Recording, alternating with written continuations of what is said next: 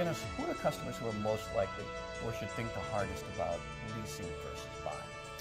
I think all customers should consider leasing versus buying, and I sincerely mean that. Simply put, leasing is an alternative method of financing.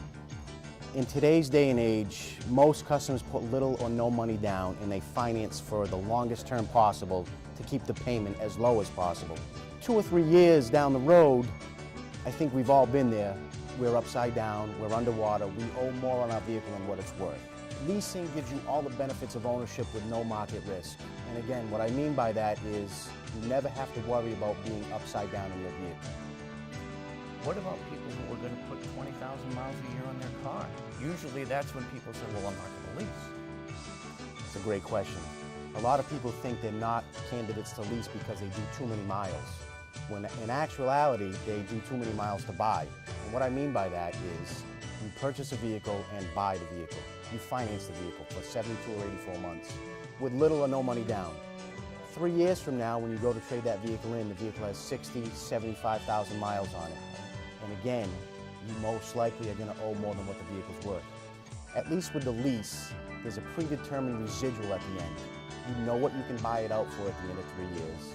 You know what your payment's going to be, and there's no questions at the end. There's no what-ifs.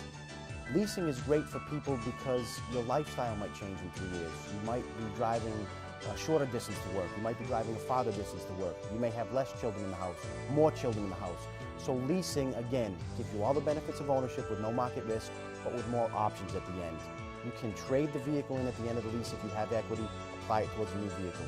You can sell it outright and reap the benefits of the equity, or simply turn it in and lease another vehicle. And you can usually qualify for more rebates at that time because there's lease loyalty rebates and then there's other incentives to entice you to lease again.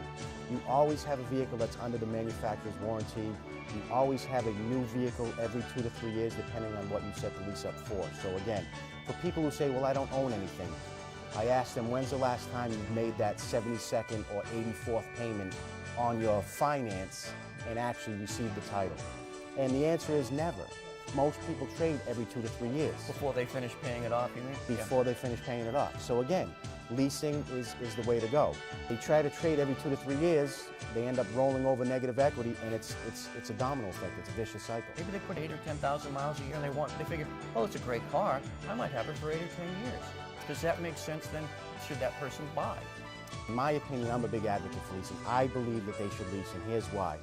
Lease it with little or no money down at a lot lesser payment than what a finance would be.